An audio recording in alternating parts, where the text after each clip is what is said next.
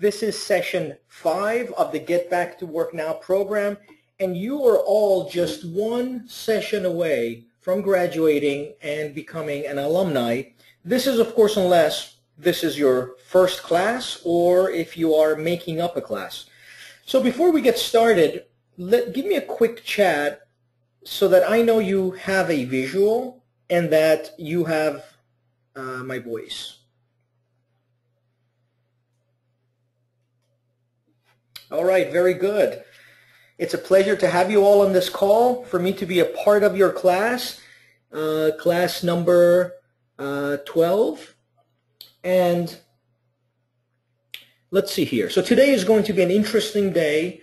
It's going to be interesting because it seems to me that most of you who are on this, who are in this class, class number 12, are having more of an issue with your career path, with that designation, than you're having with your resume. So what I'd like to do today is, unless we have some people making up a class today, I'd like to cover the resume, not last week's session, but look at your resumes, look at actual resumes that you have, and use the principles from last week's class to help you construct your resume and answer questions.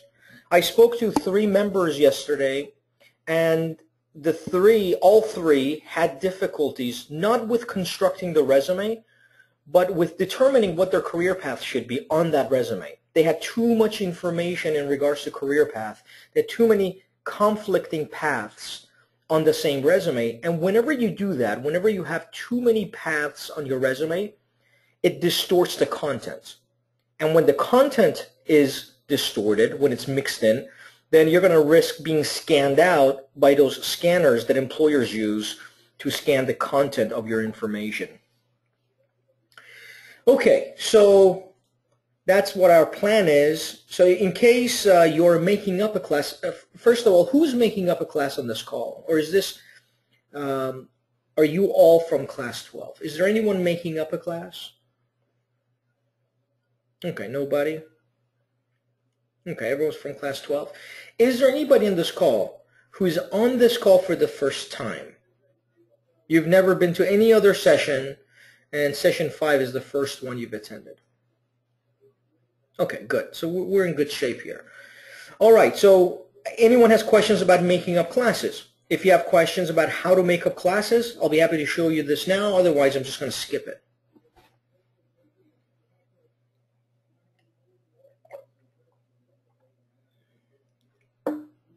Okay, I'm going to skip it. Doesn't look like anyone has any questions about it. Today's agenda, we're going to talk about silent self-talk and its influence on the interview, but I think we already covered that in this class.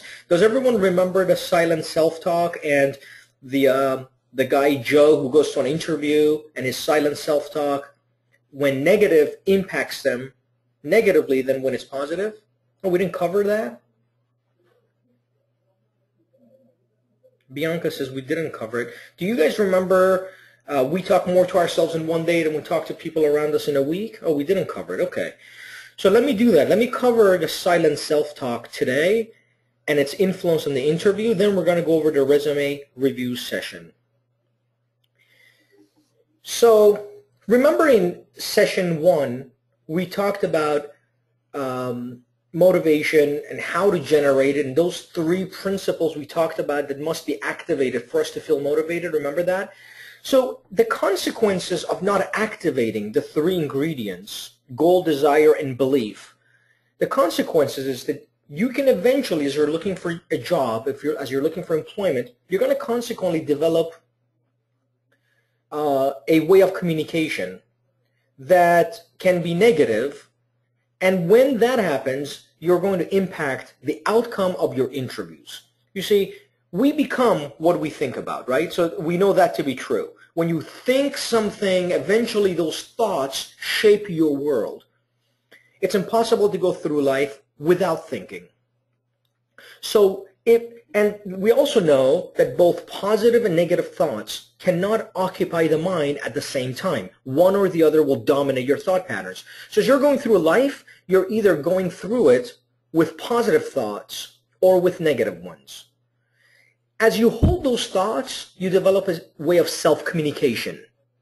Now, you're either communicating to yourself negatively or you're doing that positively. So you say positive things to yourself or you say negative things to yourself. Now, what I'm saying is that when your thoughts form your silent self-talk, that way of communication, silent self-talk, can influence your interview, the outcome of your interview, both on the phone and in person. So to show you how that's possible, I want you to think about for a moment, think about a guy, think about a guy we'll call Joe. Now, Joe is scheduled to interview tomorrow with the job of his dreams. This job will pay him, if he gets it, $250,000 a year, full benefits, a car allowance. It's the job of his dreams. It's what he would do even if they didn't pay him for it. And hundreds of people were interviewed for this job. And the company has narrowed it down to the final 10. Joe's one of the 10. So tomorrow, he's going to be interviewing with the CEO of the company, and he's going to have a panel interview with all the executives. So the CEO and all the executives. So he's pretty nervous. Now, if his silent self-talk coming from his thoughts are based on negatives, if he's accustomed habitually to think negatively about things, because we know you can't do both. One or the other will dominate your thought pattern. So if he's thinking in terms of negatives, what are some of the things he's thinking about the day before the interview? Now, by the way, I just want to check. We haven't covered this concept, right?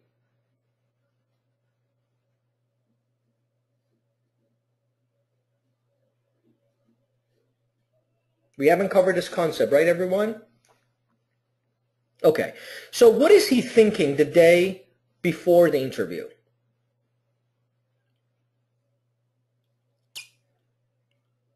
What is he saying to himself the day before the interview? I won't get the job. Yeah, that's right, Bianca. What else? I'm not good enough. Excellent, James. Yeah, maybe he's thinking, you know, those 10 people, there's 10 of us tomorrow. 9 are far better than I. I will probably not get this job. Yeah, those other guys are far better than I. Excellent, James. So that's probably what's going on through his mind. Now, as he's thinking about these things, these negative things, he's getting nervous. So he can sense getting the butterflies, and he can feel his muscles tensing up, and he's becoming stiffer, and it's affecting him emotionally and physically. Can you all see that?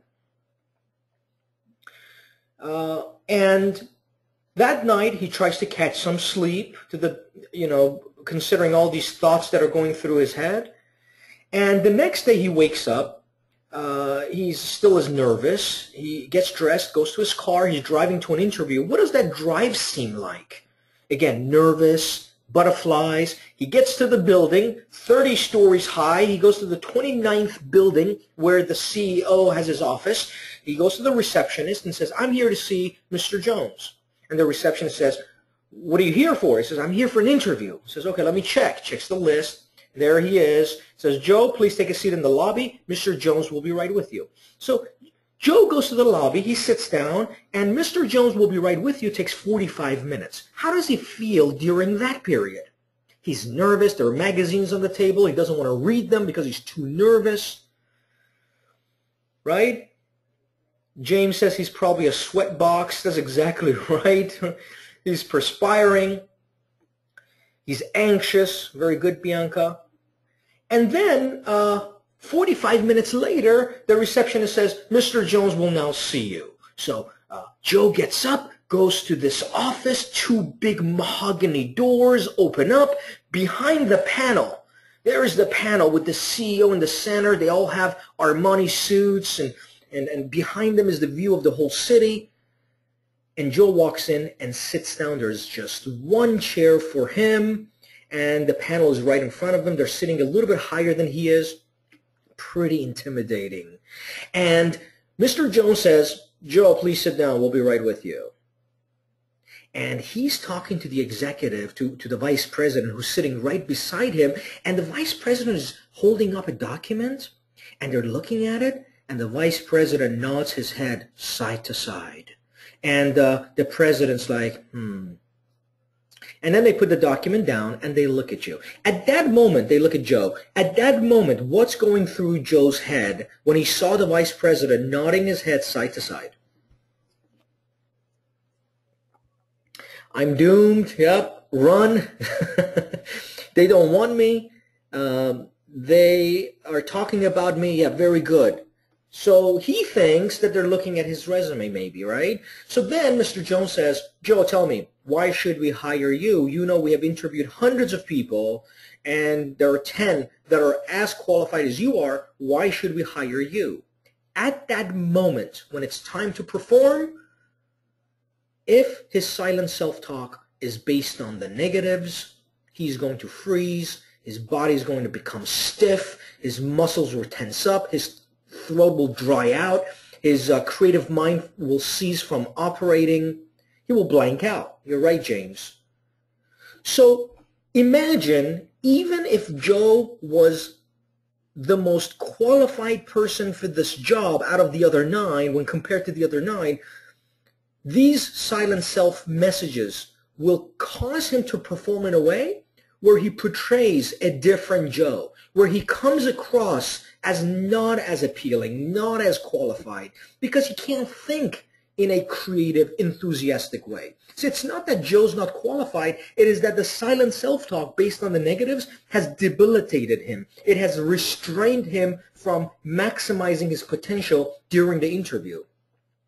Now, I want you to put that on pause for a second. So if this was a video we were watching, press pause. And now I want you to come back to that room where Joe was the night before the interview. And I want you to, with me together, let's look at a different scenario with Joe. Joe is thinking about the interview. He is nervous about the next day. And suddenly, as he's thinking about the interview, the phone rings. He picks it up. It's his best friend. And his best friend is an executive with the company. He's the same guy that referred him to the company, and his best friend is screaming on the other side of the phone. He's like, Joe, you got the job.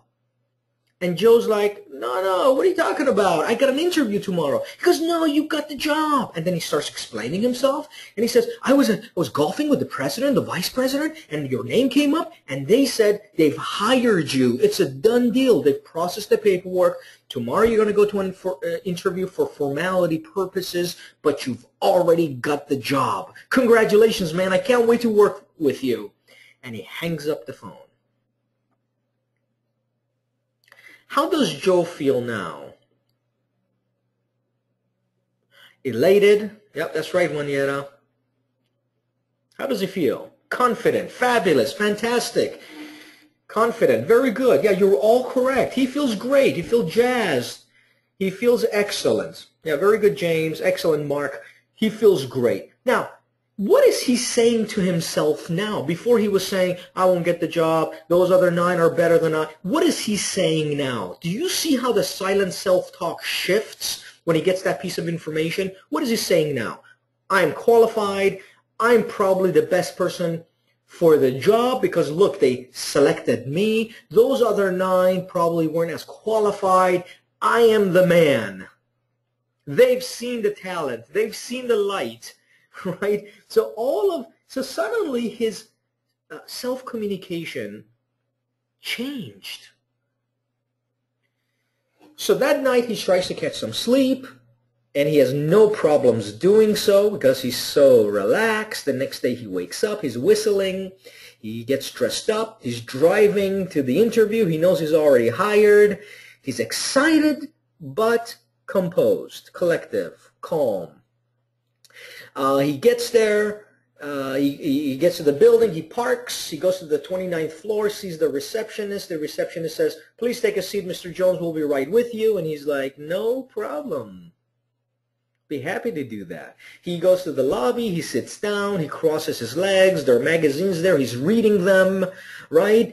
Is this a different Joe? Yeah, it's the same Joe, but the silent self-talk are shifting the way he's performing or influencing the way he's performing. So then the receptionist says, Mr. Jones will be right with you. He gets up. He goes to the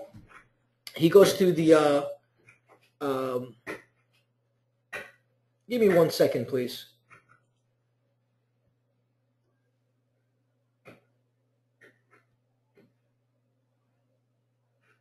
Yeah, that's right. So he goes to the double mahogany doors. Thank you, Mark. He enters. He sees the panel sitting right there. Behind them is the whole view of the city.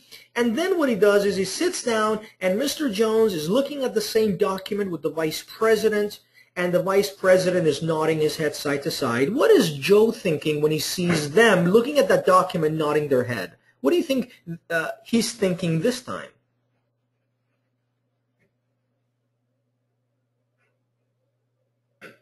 They're looking at some other piece of document, or they're looking at someone else's resume, right? It can't be my resume because I'm already employed. I already got the job. Yeah, you're all correct. Excellent.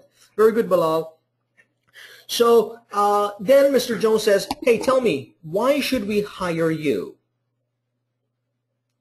And now that Joe knows he has the job, he's thinking in terms of when I come on board, what am I going to do, right? So he sits forward, he's enthusiastic, and he says, let me tell you exactly why I think you should hire me. He knows he's already hired, so he's going to tell him, I'm going to come on board, I'm going to do this, I'm going to do that. I know you're expanding into this other area, I'm going to help you expand. I'm going to do all of the things that he knows he's qualified to do. He's going to talk about during the interview. He's poised, he's excited, he's not tense, his creative mind is working. So if he's the best person for the job, it's going to show. Do you all see that? So why is it that Joe performed differently the second time? Same person, same job, same everything. The only thing that shifted was the way Joe was communicating to himself. So some people may say, well, it's because he now knows he has the job.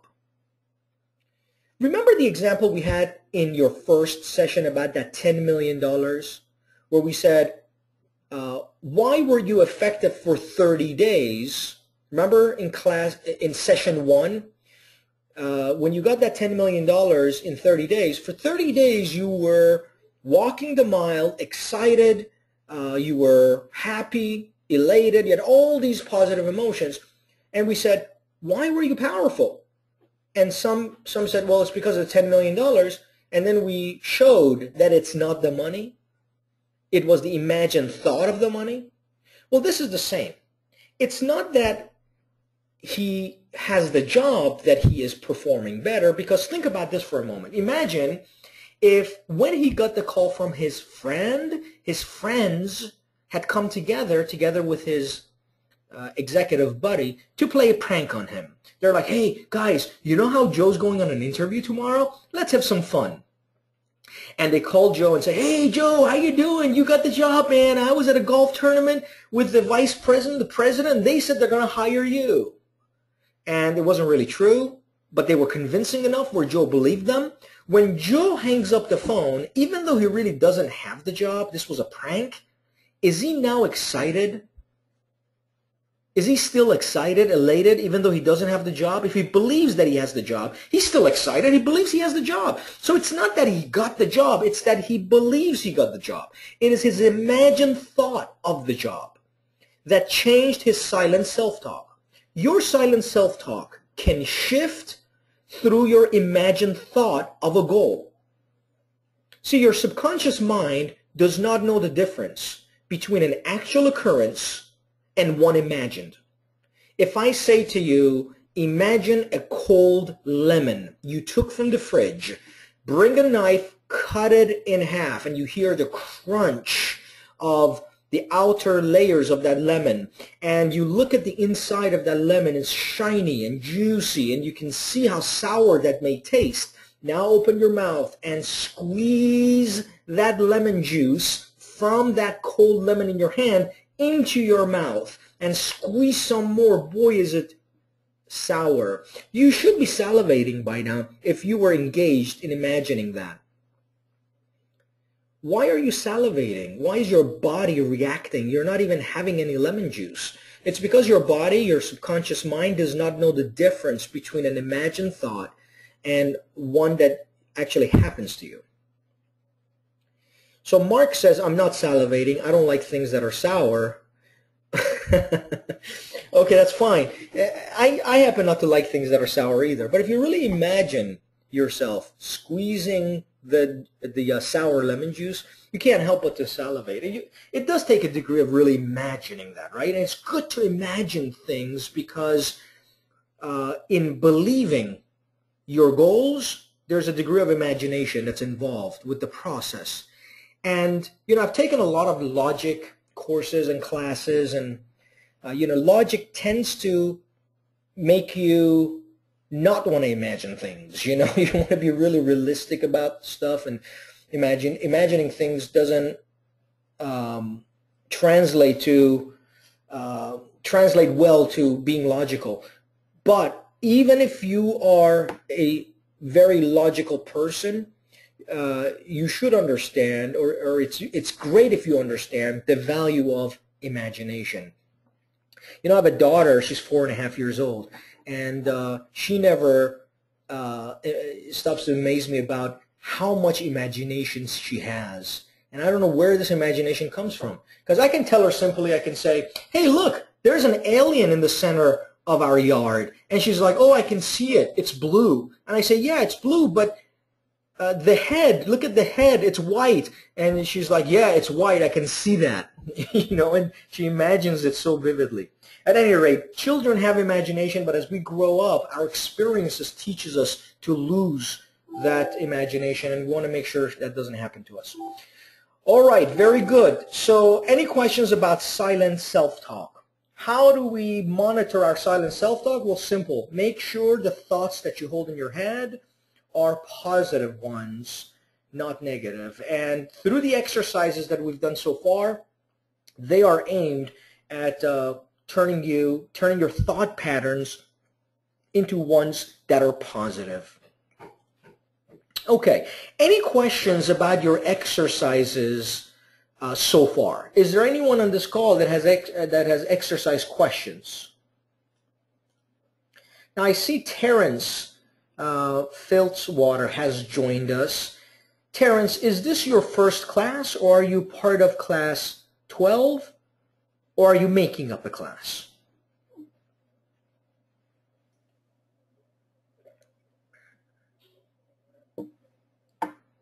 I think everyone else, with the exception of Terrence, is from class 12, but I may be mistaken.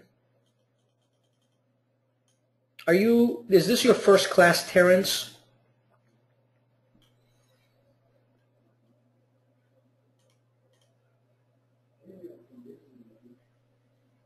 Let me see if I can unmute Terrence. Terrence, can you hear me?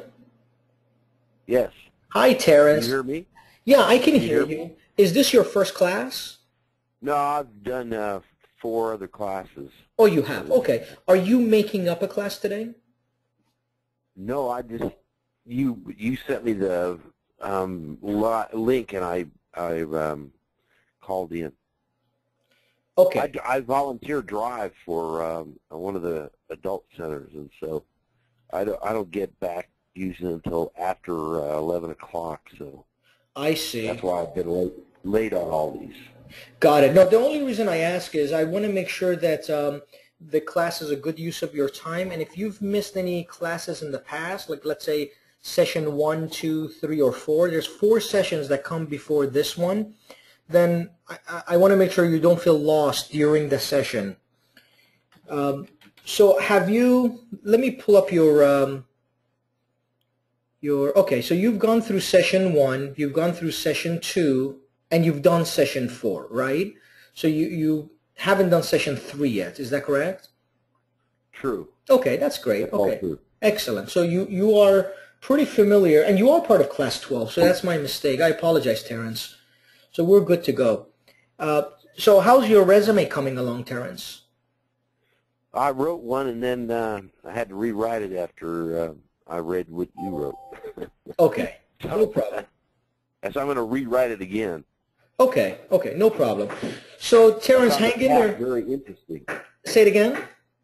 I said I found the path very interesting. I hadn't gone the path. I'd let it out, used one of the Microsoft Works of template, did it that way. Okay, okay, great. Very good. So, welcome, Terrence. And if you have any questions, feel free to type them in the chat box, okay? Thank you. All right, you got it. Okay, very good. So, right now there's an employer looking for your skills somewhere in your locality. We know that to be true. And the key is communication. You'll learn to communicate your skills so clearly that employers in your area will find you. How do we communicate? Our resume, our skill doc is the document. And you remember last week we went through the 5 points and we constructed our base resume. So we want to first create our base resume. So when you and I are looking at a resume on our desktop together, I'm assuming that's your base resume. I'm assuming that doesn't have any specific information. Your general resume, your base resume should be all general information about your path. So if your path is customer service, your base resume will have general content regarding customer service. Now, do you remember how we create our base resume? We create it by reading job descriptions, and when we read job descriptions, we're looking for 2 things. Do you remember those 2 things? And it is those 2 things that helps us create our base resume. What are those 2 things that we look at, we are mindful at, when we are reading job descriptions? Let me see who can remember what that is. Yeah, very good, Bianca. What is in common and what is different? Excellent. Very good. So we look at job descriptions and we look at what's different and what's the same in those job descriptions. So if I have 2 customer service job descriptions and they both want someone who can build relationships, they share that in common. That will go on my base resume. If one wants the ability to negotiate as well, but the other does not, that's how they're differentiated. And I don't want that on my base resume. Does that make sense? Does anybody have any questions about that? So if there is a commonality between 2 job descriptions, if there's a commonality, I put it on my base resume. If there is no commonality between the job description content, there are words that are different. Like one would say, let's say in accounting, one wants QuickBooks knowledge, one wants a different software, let's say Peachtree. Then I'm just going to say I have knowledge of software. Because they both want software knowledge, but one wants QuickBooks, one wants Peachtree. I'm not going to say which one I know until I get to an interview, because it's very likely when I get to an interview, I can say I'm going to take a course in Peachtree, and they like everything else about me except not knowing Peachtree, and that can be resolved by me taking a course in Peachtree. But if I put in the resume, they're going to assume things about me incorrectly. Remember we talked about managing your argument and the assumptions that arise from that? Remember we talked about the argument? You want to manage the assumptions by not putting specific content in your base resume. You only want to put general information in your base resume. Now, we don't send the base resume to anyone. The base resume is a template we create for that environment. We're not going to send that to anyone. But you want to start out with your base resume. The problem we had this last week, I told you I spoke to 3 members this last week, and all 3 of them, the resume we looked at was not a base resume. It was a resume with a lot of content on it, but it was not a base resume. In fact, all 3 of them had difficulty with what path they've put on there. They had too many paths on there. That's why it makes it difficult to create a base resume when you have too many paths on a resume. You have to have one path on a resume so you can make it general. You can create a base resume. Okay? And we want to get the path across within 7 seconds, and we talked about this, so I'm not going to review it, but it's going to look something like this. We have the path on the very top, and we get it out in 7 seconds. Mark asks, so under this restriction, one would put Microsoft Office programs under software skills rather than Microsoft Word, Excel, PowerPoint, for example. You know, I don't know. That is such a common knowledge today. The Microsoft programs are so common that every company pretty much wants you to know that. And if they don't want you to know that, they don't necessarily think it's a bad thing, right? So you can put that on your resume because that's general information. But to say you know software that, you know Macromedia, you know Dreamweaver, you know QuickBooks, you know all these softwares that really have nothing to do with,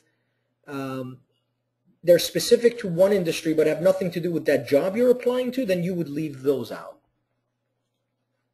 So we talked about the 5 points on the resume, and then we went through these 5 rules last week.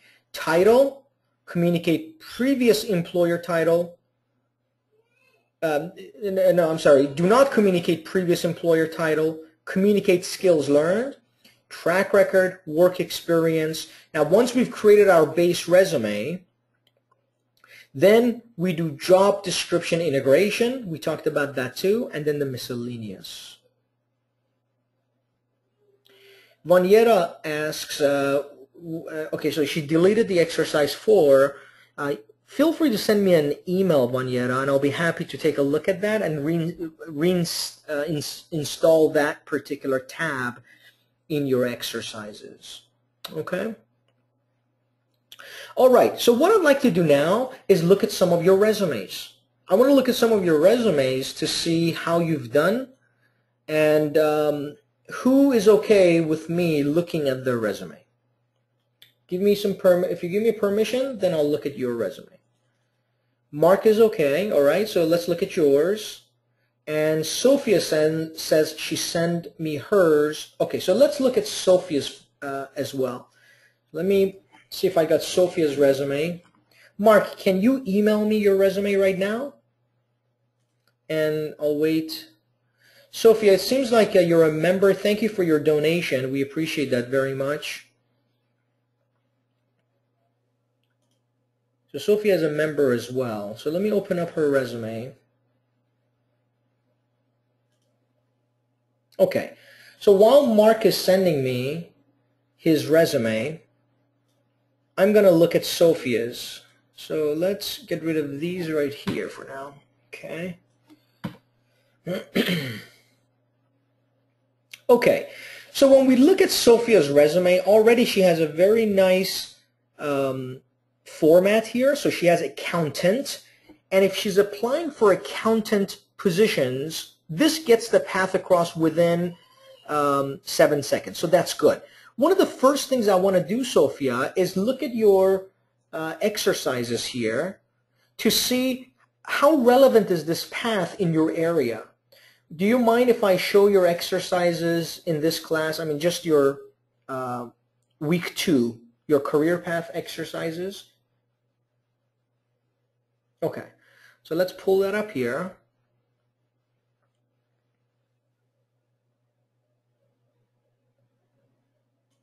I'm pulling up Sophia's exercises right now so we can all look at it.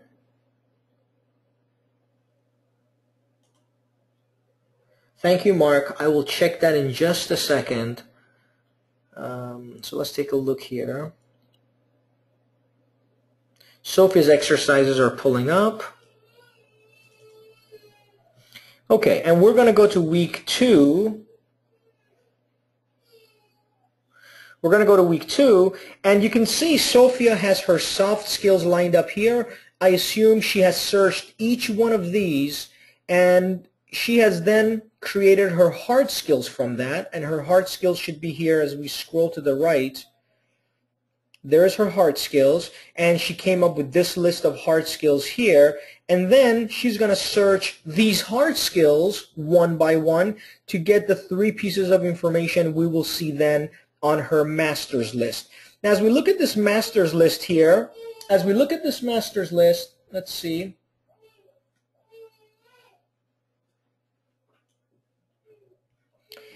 We have accountant, 205 jobs. salary average is 60, her true is 52, so that fits, and her viability is an 8. So that's good, Sophia, that you selected that as your top priority. Let's see. So there is a skills nursing biller, and she's at a 10, but there's only one job there, so I assume that's why she didn't select that one. Here's a 10, accounts receivables. That's a really good one too. I would suggest we pursue that as the first priority and then accountant as a second priority. But that's just my suggestion. And then you have 10 here, and you have 10 here, business office, but there's only 4 jobs. You see how we evaluate this? We look to see which ones you have the highest viability to, and then which one you have lots of jobs for. We make sure it fits your, oh, I see, accounts receivables is below your salary, so forget about that. Okay. So accounts receivable doesn't even qualify because it pays an average of 40. All right, so let's go to accountant, right? I'm going to look at this accountant here, and what we're looking for here, it starts off really nice, an experienced accountant with multiple years on a variety of accounting systems and able to interfere with department managers and vendors.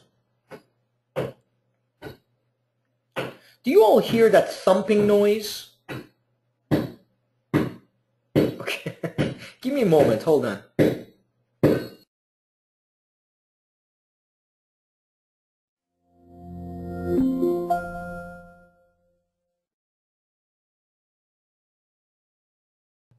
I guess I should ask, how loud is that thumping noise? How loud is it? Is it bothersome?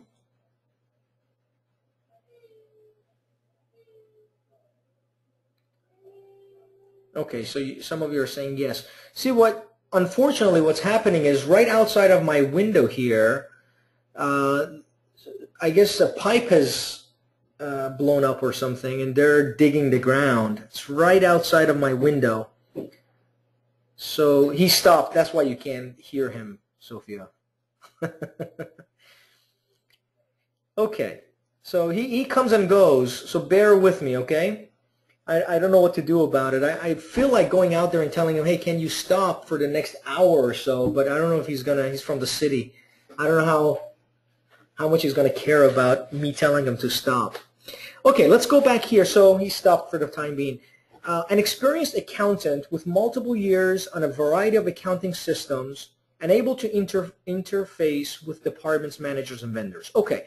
So since you're a member with us, Sophia, I'm going to send you some accountant sample resumes so you can create this top portion. This top portion, Sophia, is the most important part of our introduction. You want 5 lines that describe all of your general qualities as an accountant that the job descriptions you read are asking for and share in common. So they should have accountant words, you know, maybe accounts payables, accounts receivables. It should show your prowess in those areas that accountant type job descriptions are asking for in your locality. Those words that they all share in common, you want to show your prowess about them here on the very top. 2 lines is not sufficient. I know you probably just started this out. You want to have 4 lines. So it's going to look something like this. Visually, when you look, hold on. Visually, when you look at it, Sophia, it's going to look something like this. Pay no attention to the words, okay? It's going to visually look something like this. So these 4 lines should contain all the words, or most of them, that these job descriptions share in common, and you want to describe it in a way that shows you have strong prowess, strong skill sets in those areas. Then down here, you're going to include more words that you saw them share in common. All the words you saw them share in common in the job descriptions, these words are going to be here. So let's look at some of these. Computer proficient, works independently, customer service. So I wonder if accountant positions are even asking for customer service. You know, all the other ones seem pretty general, and that's good. Now let's look at professional experience. Shea Family Care. So what I would do is I would change this to Shea. Why would I take family care out? Remember, my job in sending this resume out is to manage assumptions. I don't want someone who's getting this resume prior to talking to me to come up with assumptions that are untrue. So anything on my resume that risks creating the wrong assumption, again, I'm referring back to last week's session where we talk about arguments and assumptions.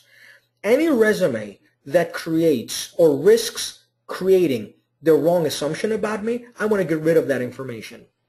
Now, this date right here also doesn't help me. It's a year of accounting experience, so I'm going to make a mental note of that. And you want to make the title a little bit bigger and the company unboldened. It doesn't matter where I worked. What matters is what I did more so. Then what I want to do is create a bullet here. The bullets should have 2 lines like this. And the first half of the bullet, when I read this, I'm going to be looking for it describing my set of responsibilities. And the second half of it, I'm going to look for success, outcome. So let's see if our bullet does that. So far your title is good. Your track record, it's not there, so it doesn't create the wrong assumption. In worst case scenario, we don't put any dates. And if an employer really wants dates, what are they going to have to do to find out what my dates are? Assuming I don't put any dates on there, what does an employer have to do to find out what the dates are? They're going to have to call me. That's right. What is the objective of my resume? What is its job? What is it supposed to do? It's supposed to produce a callback. So I'm sending a resume out that achieves that objective, getting the callback.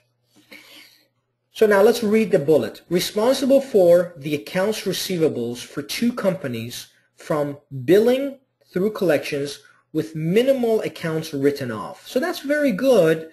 It needs work a little bit, but notice how she has 2 parts to this bullet, right? Good job. She has her responsibility and she has her success, her outcome. Mark asks, is it acceptable to leave off dates on a resume? Now, I'm going to ask you that question in a different way, Mark. When you say acceptable to whom? Now, you may say, well, acceptable to employers. What are employers? Employers are people looking to fill their open positions, and at no time in the past was there a convention where these employers came together and they created a law, like let's say the Civil Rights Acts of 1964, or there is no, let's say, a legislative body of employers where they come up with these rules that we have to adhere to. Now, this is a good question that Mark brings up, and I want to address it because I get these kind of questions a lot of times. You know, people say things like, so do you think I should put that on my resume or not put that on my resume? Do you think employers will get upset? Do you think that's acceptable? And I want you to think in terms of anything's acceptable as long as you can argue effectively why you are the best fit for that job. So if you leave out the dates and the employer says, hey, just out of curiosity, why did you leave out the dates? And you have nothing to tell them, then put the dates in there, because it seems to me you haven't really, and I'm not talking to Mark right now, I'm talking to all of you and myself and every job seeker out there. If you leave the dates out but can't respond effectively, it seems to me that that person who can't respond effectively hasn't really prepared him or herself when constructing their resume to respond in a argumentatively sound fashion. So why did you leave the dates out? Well, the reason I left the dates out is because on my resume, I have included all of the relevant skills important to this job, important to your position. And so that you can make an informed decision, I left the dates out so that we can discuss them together in person. I appreciate the fact that you called me today so that we can do that. So tell me, I would tell the employer, which one of these positions are you interested in knowing what the dates are for? and then I can talk about them. Okay. Let's see. Bianca asks, what would be a plausible example of a response to the question? Okay, so we just gave a response. James, I once suggested using relative experience instead of professional experience. Yeah, maybe. I mean, maybe we could put relative experience here. I don't think it makes a difference because the employer really doesn't sit around analyzing what the words are and what they mean. As long as you have a plausible explanation at the interview, then they're okay with it. You know, they just want to hear you. They want to see your argument. They want to see why are you sending them a resume claiming that you can be an accountant for their organization. They want to hear it in your own words. So what you have on your resume, as long as it makes you feel better, and I see what you're saying, James, if it makes you feel better, any of you, to change the wording here like from professional to something else, or don't put experience, just put, you know, whatever words it is that you feel more comfortable, feel free to do that. Obviously, it's your resume, right? You're the one who's going to be arguing your case.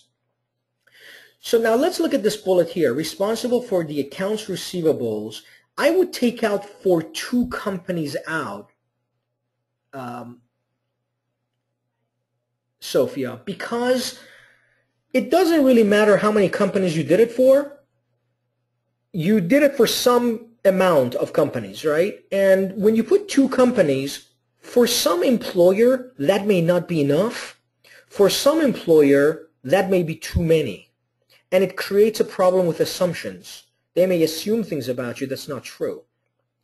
You may be the best person on the planet in doing billing with accounts receivables or handling accounts receivables, but some people may assume that. So you can say, responsible for the accounts receivables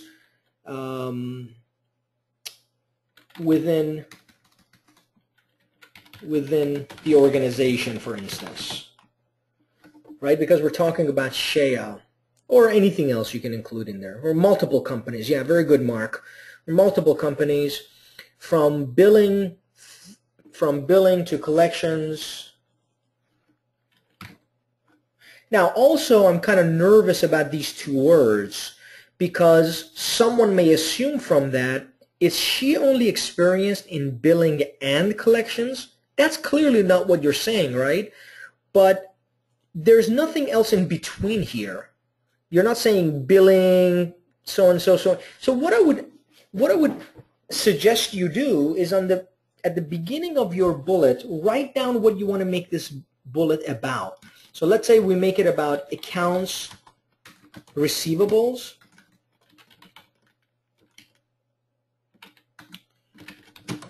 Let's say we make it about accounts receivables, and anything that's involved with accounts receivables, I would include here. So I would say responsible for accounts receivables within the organization or for multiple companies to include. And anything that's in accounts receivables, I mean, most of the important stuff, I would put in here, A, B, C, and D. And then with minimal accounts. Now, minimal is not a positive word to use on a resume. Maximum is. So even though you're saying we had minimal write-offs, you want to put something like with maximizing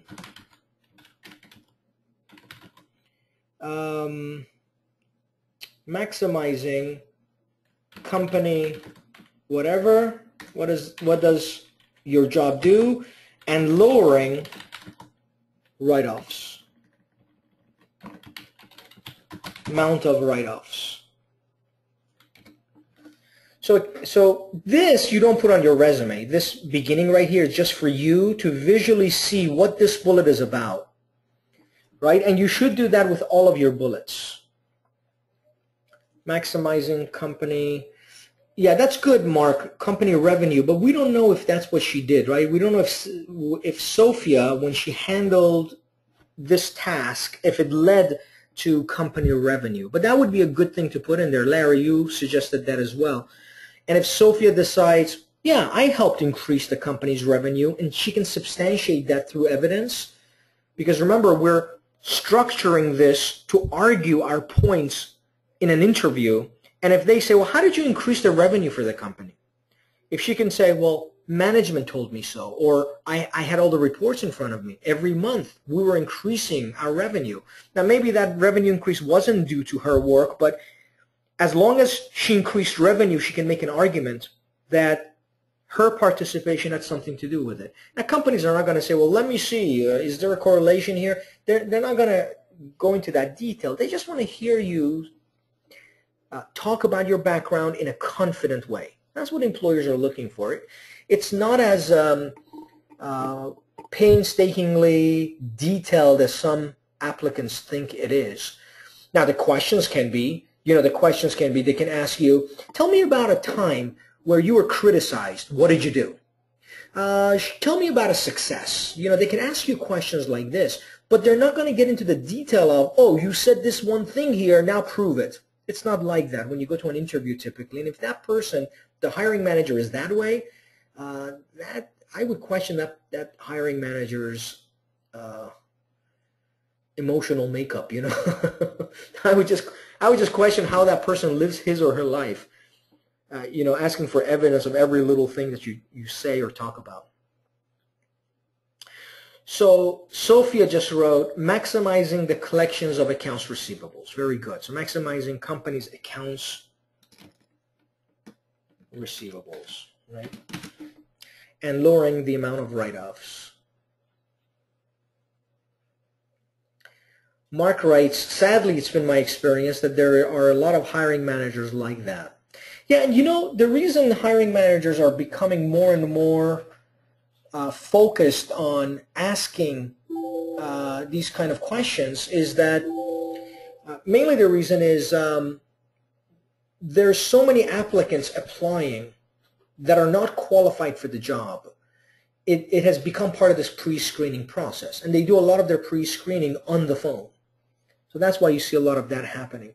So you follow this format that we just did. It looks like you did accounting since 2000, so we can come up here, Sophia, and put accounting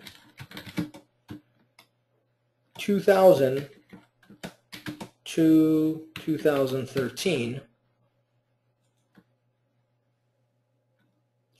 We make this a little bit bigger. You can do that because it seems to me your titles have been focused around accounting. And take this date out.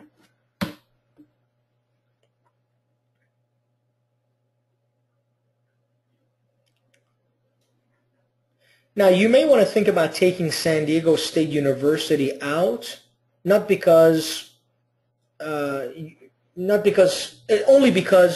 it could, again, if someone had a bad experience in one university, we don't want to risk the wrong perception being created, right? So San Diego State University and many other universities are good universities to put on a resume, but if there is a slight chance that someone can perceive the wrong idea by looking at a university, like for instance, a lot of people think Berkeley is full of liberal students and Pepperdine is full of conservative students. Now that may not be true at all, right? But that's the perception. So if I'm conservative as an employer and I see the word Berkeley, as I'm going to say, oh, this applicant is a liberal. We don't want liberals in our company. I'm just making this up, right? All of this I just said, I'm just making up. But it could be that as long as it creates the wrong perception, we don't want to have it on our resume. Mark writes, that can be said about any university or college. Yeah, I agree. That's my point. It could be said about any. So because it can be said about any university or college, you don't want to include it in there because it opens the door for the wrong assumption, right? Now, once you're talking to the employer in person, it's a different story. You're talking to them in person. And then you can talk about what is real, not what is an assumption. Mark writes, so you're saying any resume should not contain the name of the college or university. No, I'm not saying that. I'm saying your base resume shouldn't. Your base resume shouldn't have it Then when you're applying to a job and you know, let's say for whatever reason you're applying to a job and you know that company doesn't care or cares about a particular university and you went to that university, then you insert it in there as a job description integration. But until you know that on your base resume, you wouldn't put that information. See right here the word Medi-Cal and Medicare? You want to take those out, Sophia, because those are specific words your base resume should not have. HUD, that's a specific word. Let's say you're applying for an accounting job that is in a totally different field than medical or real estate. And I'm not saying that when you put HUD in here or you put medical, it automatically ties you to healthcare or to real estate. But what it does in the mind of the reader, as long as it does that in the mind of the reader, then we need to remove it. Bianca writes, how would you know about a company? You do research on their website, and you won't know everything about the company because you won't know everything about the hiring manager. You won't know if that hiring manager is conservative or liberal. You won't know that. But sometimes you know that you know some inside information about a company that they hire only people from colleges that are in San Diego or universities that are in San Diego. Or you know that a company really likes people who graduate from UCLA for whatever reason. You know, maybe they like people who go to that university. How do you find this inside information? Through networking.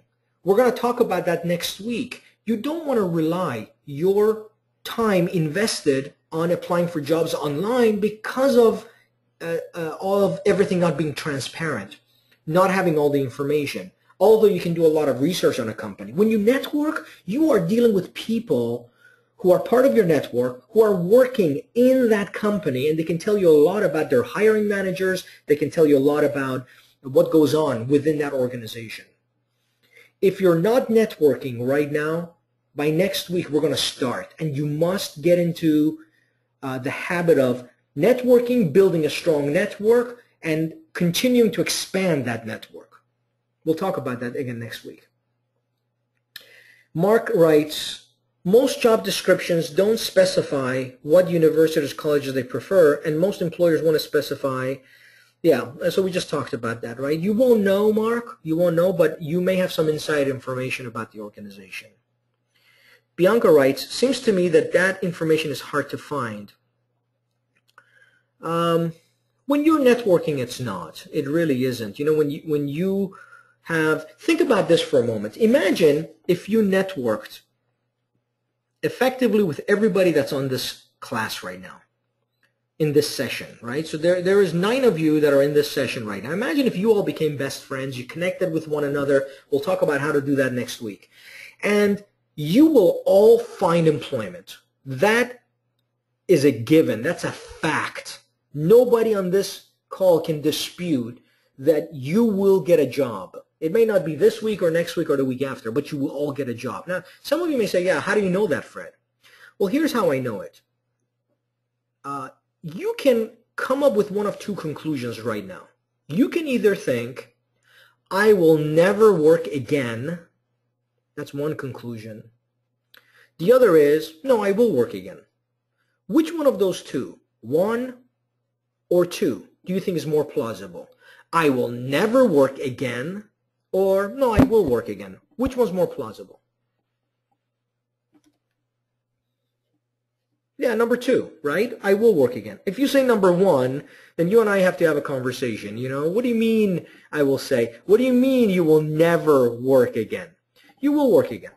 So everybody on this call, if you became best friends, knowing everyone on this call will work again, and some of your friends on the call were in the same industry as you, let's say accounting, if one of you found a job and that company was a large company needing other accountants, and you called your friend and you said, hey, do you guys have any openings at your company? And your friend said, yes, in fact we do, send me your resume. Could your friend give you a lot of information, not only about that company, but about the hiring managers, how they interview, their habits? Could they or could they not? The answer is they could. And this is the best way to look for employment. Not to blindly send a resume to a job description you are unsure of whether it exists or not, not being able to verify whether it's a real job description or not, but actually applying for a job exists because you have someone that works in that company. This is the best way to apply, and so you'll all see by next week that we're going to work diligently in building a network and then applying for positions through our network. Okay, any questions on Sophia's resume? We're going to work into Mark's resume, but we are on our break time. So we're going to take our break right now, and we're going to come back in 10 minutes, okay? So let's come back here at exactly 11:10. See you in 10 minutes, everyone. This is something that we have put together. Its content is put together in your guide number 3. And let me pull that guide up right now. You're going to all receive it by tomorrow sometime. And this guide number 3, it's pulling up right now on my other screen. It has all the information that we teach about how to turn a phone interview into an interview. Now remember, we talked about the resume having a job. What is the job of your resume? To get a call back. I don't want my resume to get me an interview. I don't want my resume to get me a job. That's not what my resume is charged to do, right? My resume is charged with the responsibility to get me the phone call and only the phone call, right? But what about the phone interview? What is the objective of the phone interview? It is to get an interview and nothing more.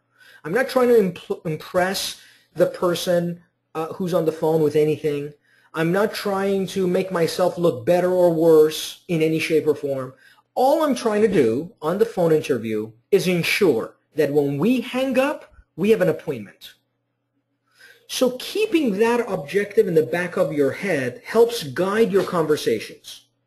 Now, in this guide, we talk about a step-by-step format. There's actually 4 steps you follow to schedule an interview with the person who's on the call, but there are 13 preparation steps. I think there are 12 or 13 preparational steps that you must take in order for you to be able to do those 4 successfully. So first you prepare using those 13 steps, and then you take 4 steps after you're prepared. You take 4 steps during the call. You don't take those 13 steps during a call. 13 steps are ones you prepare with before the phone interview. But then during the phone interview, you take those 4 steps to schedule an appointment, schedule an interview. Remember, if the employer says to you, well, this all sounds very good. All right, that's excellent. We'll get back to you. You're no better off than when you first started the phone interview. If they hang up the phone, maybe they'll schedule an interview, maybe they won't, but we really haven't achieved an objective and an outcome. You may say, yeah, but I gave them more information. They may think of me as a better applicant. Those are all maybes. And maybes are not bad, but I'm not after maybes. During a phone interview, my goal is to get some solid outcome, and that is, for me, on the call, the outcome that's meaningful is the appointment, right? And for you, it's the same thing. It's the appointment. So this is what the guide talks about. Now, one of the preparational points I want to talk about with you right now in this call has to do with using a skill versus using the natural approach. There's a difference between you living your life, using skills to live your life, versus using the natural approach. Now, most of us use the natural approach without thinking about it. We go through life using the natural approach in situations. Like, you don't really think about how you speak. You just speak. You don't think about how you respond to people. You just respond using the natural approach. And the natural approach is something that you've developed over time and it's become natural. Now, the claim I'm going to make at this point is that all of that which you do naturally can become a skill. And if you don't apply that, I'm sorry, let me back up here. If you don't respond in situations based on skills, and instead you are just using the natural approach, and the natural approach is not based on skills, you are being the least effective in those situations. We are always least effective when we use a natural approach in situations, and most effective when we carefully develop skills in those situations, skills that eventually become our natural way. Let me give you some examples. Let's say one day you walk out of your house, and as you're walking out, someone attacks you and punches you, and that punch lands somewhere in your upper area of your body, and that hurts you. So you decide, you know what, I'm going to learn how to defend myself.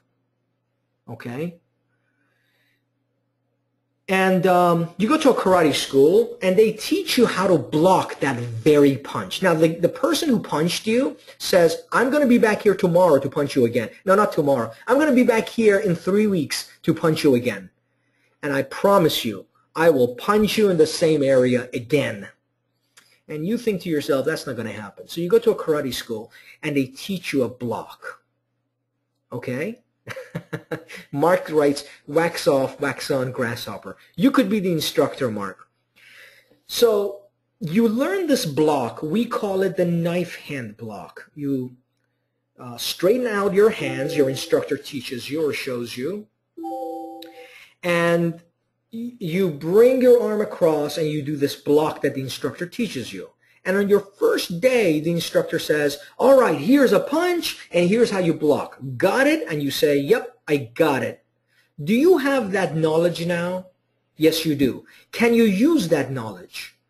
The answer is no. If you use that knowledge in a real situation in the future to defend yourself, it's going to be purely by accident. Let's say 3 weeks later, you now have this knowledge.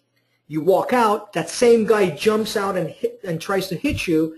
If you were to block that punch, it would be purely by accident, because at that moment you're going to blank out.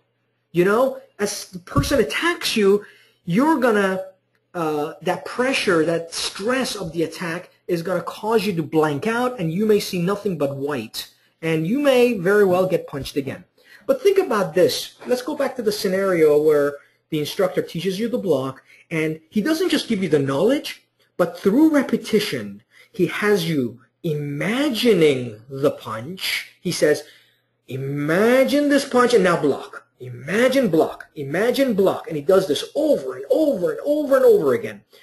Through repetition, you not only gain the knowledge, but you gain something more important, what we call SRK, subconscious reflexive knowledge. You become reflexive in the way you respond. So then the instructor, after training you, after you imagining and blocking, you then develop this reflexive response. After a period of time, you don't have to think about it. If someone threw you a punch, your arm would automatically go up without you having to think about it. So 3 weeks later, you go out outside of your house, and the same person attacks you, and as they attack you, without you thinking about it, your arm goes up and you block the punch. That's not because you had the knowledge. That's because you turned the knowledge into reflexive knowledge. If I say to you, what is 2 times 2? You can't help but to say 4. You said 4 not because your math is good, not because 2 times 2 equals 4, but because sometime in the past, when you were maybe a child, you learned to make this knowledge reflexive. Because after all, if you learned 2 times 2 equals 10, and you practice that, today when I said 2 times 2, you would say 10, not 2. So it's not because of math that you say 4, it's because of reflexive knowledge. So we know your mind. your muscular system and your nervous system together form this mechanism that Dr. Maltz refers to as the success mechanism that has the capability of turning any information and turning it into reflexive knowledge, where without you having to think about it, you can produce the response. So think about this for a moment. Imagine you said to me, Fred, what is your minimum salary requirements? I can either use the natural approach and blurt a number, $50,000 a year. And if 50,000 is higher than what they can pay, the interview's over. They're not going to tell me the interview's over. They're just going to say, we'll call you. And if 50,000 is less than what they can pay, they may give me the job, but I just shortcut myself by some amount. So either way, the natural approach was least effective for me in that situation. Or I can develop a skill. Instead of using the natural approach, I can practice through repetition effective responses to that question.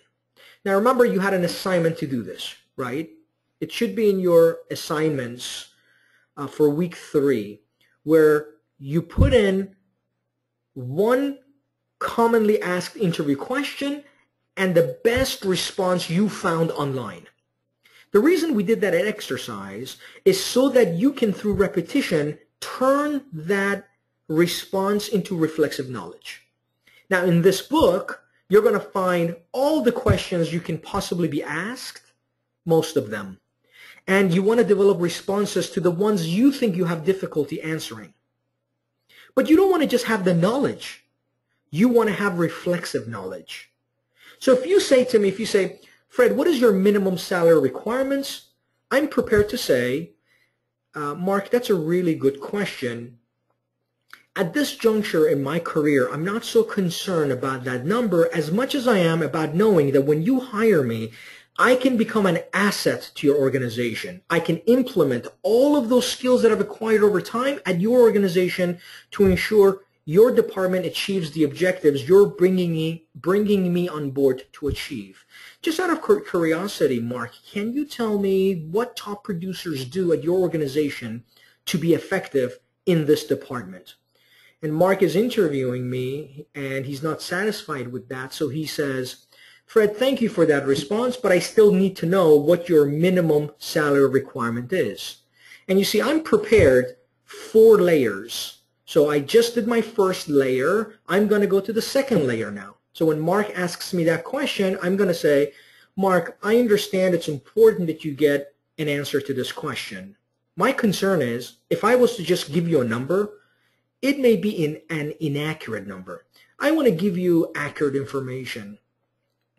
And so that number, the number that you're asking me to give you, is really not a number that I'm concerned with at this point. What I'm more concerned with is to make sure that all the skills that I've honed over the past 15 years directly align themselves with what you're asking for as a requirement for this position. And after I read your job description last week, I realized that this is a direct fit. And let me tell you why it's a direct fit. And then I talk about why my skills directly fit that position. And then I say something like, I understand you want to get an answer to this question. Just out of curiosity, what have you budgeted for this position? And then maybe the employer tells me, maybe they don't. If they tell me, they say, I've budgeted $40,000 a year. I say, well, that sounds about right. I didn't accept the offer. I said, that sounds about right. So we can move on. We can move past the number. If the employer says, no, that number, you didn't give me a number, please specify what that number is. Or like Mark is saying, I'm not authorized to answer that. Give me a number. My boss asked me to ask you for a number. Then I would say, I appreciate that, Mark. I realize the position you're in, you have to put a number on that application. Feel free to put any number that increases my candidacy for this position, and I won't argue with that number. My concern is if I was to just give you a number right now because I don't really care about what that number is, I may give you the wrong information. So any number that you think increases my candidacy, feel free to put that number on the application. And then I ask them maybe something like, I realize you're expanding in China right now.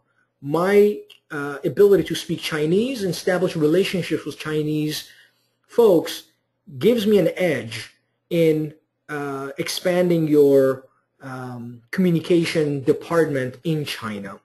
Out of curiosity, when you travel to China, what are some of the things you're expected to do there? Notice my pattern is to answer the question in a way that's satisfactory, but at the same time, right after that, ask another question. Now remember, a satisfactory answer is not an answer that's satisfactory to them. It is one that's satisfactory, right? So satisfactory means I'm answering the question, but it may not be necessarily one that's satisfactory to that person. You may say, well, shouldn't you answer the question, just give a number? Well, you can, but you're not exercising common sense. Common sense tells you that if you give a number, you will lose. And unless you don't care about whether you lose or win, or unless you really care more about appealing to that person's curiosity factor, then give a number. I mean, if you really think that maximizes your efforts, then give a number. But the point I'm trying to make is there are other ways that you can answer a question, and you want to make your responses reflexive. The natural approach is always the least effective manner in handling any situation. Think about a time you were criticized by someone. Have you ever been in that situation where somebody criticized you about something? What is the natural thing to do in that situation when we are criticized by someone?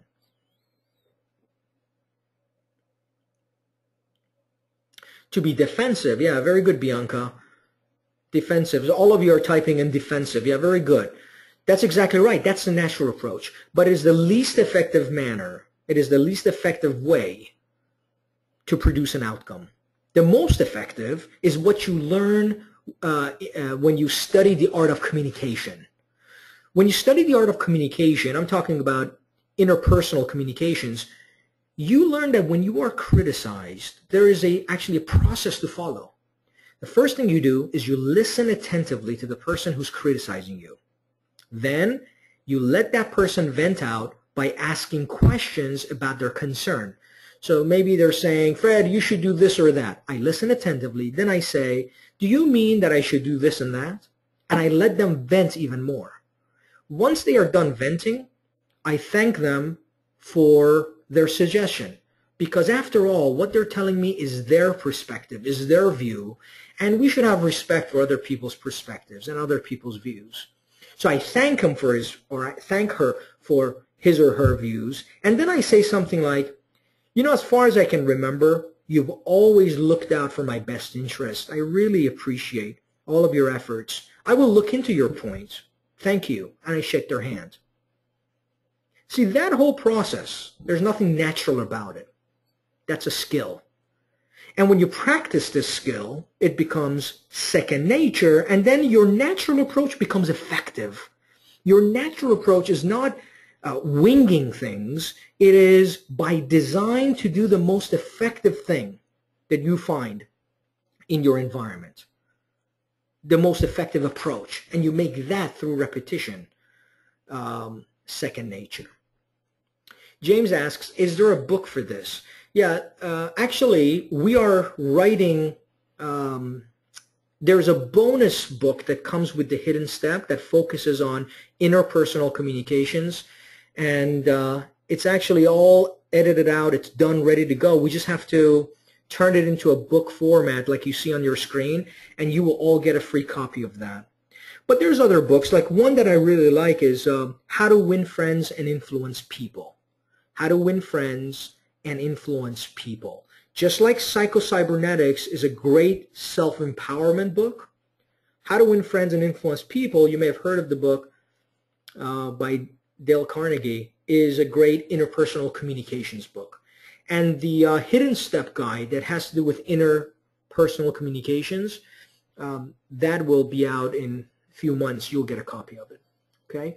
I'm done with today's session. I'm going to, and we finished way early because we didn't have as many resumes to go over. I'm going to send you a copy of Guide 3. You will all receive it by tomorrow. And then some of you had questions about your discount code. I did send it out to all of you.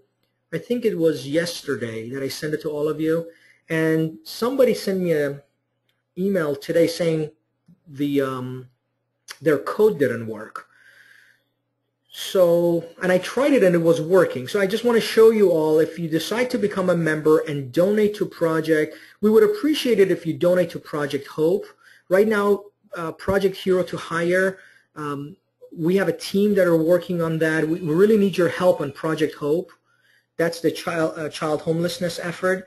And if you decide to donate to that, make sure you mark your donation to Project Hope.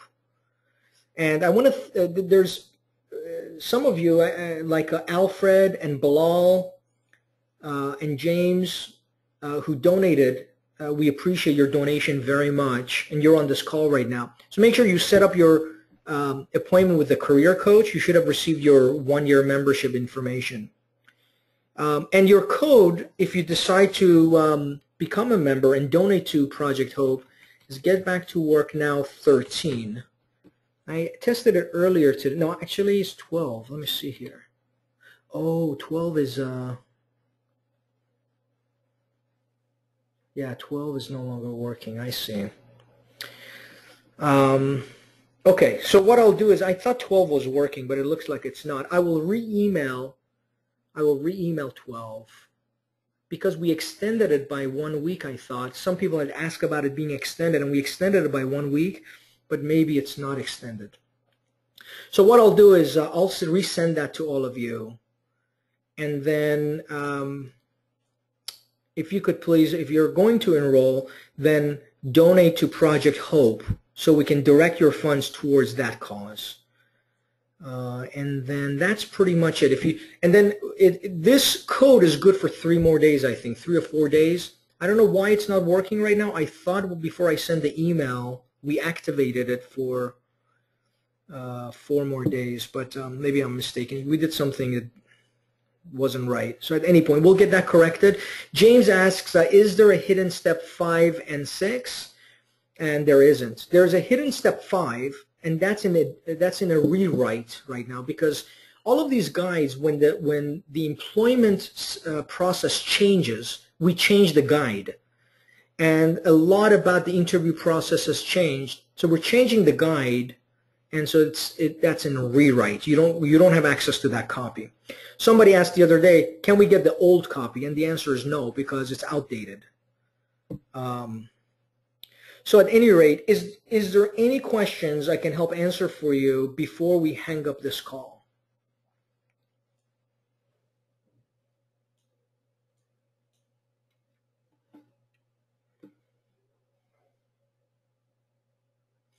James asks, what if your accomplishment takes more than 2 lines? Do you mean your work experience, James? Yeah. You know, the rule of thumb, James, is your responsibility should take 1 line. Your outcome should take 1 line. If it takes more than 1 line, you're saying too much. I mean, if it's taking more than 2 lines, you're saying the same thing you could say in less, you're saying it in too many lines. So you want to work on condensing the content so that it's so effective that within 2 lines, you can communicate both your outcome and your responsibilities. Now, I don't know, James, if you're a member or not, but let me check here. If you are, come and see me in one of our career coaching sessions, and I will show you how to do that. Yeah, you are a member, James. So yeah, you set up a time so you and I can, I'll show you exactly how to do that. Mark asks, more than 1 bullet point? Yeah, you should have 5 bullet points. 5 bullet points, not less or more, just about 5. If you have 4, it's okay. If you have 3, it's too few. If you have 6 or 7, that's too many. You know, 6 may be okay, but 7 is too many. So just use the rule of thumb, okay? All right, everybody. Have a great rest of your day.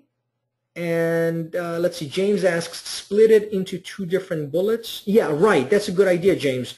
So you put in the beginning of the bullet what that bullet's going to convey. Remember we did that on Sophia's resume?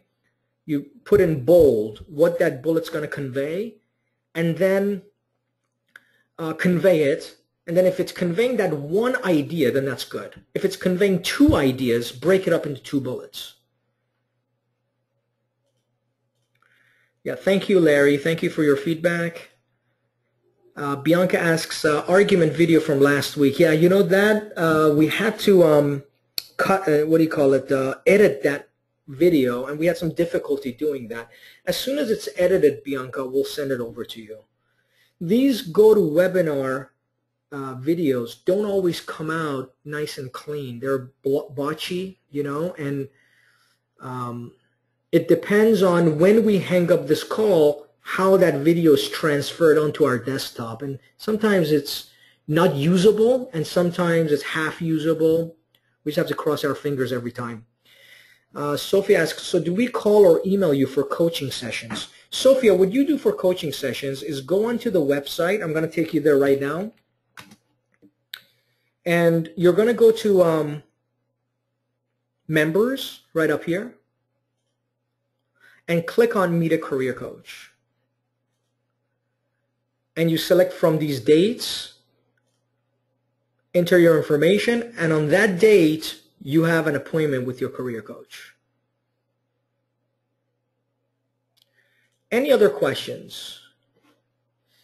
All right, take care, everybody. Have a great rest of your day. I look forward to seeing you for your last session next week. Take care, everybody. Bye-bye.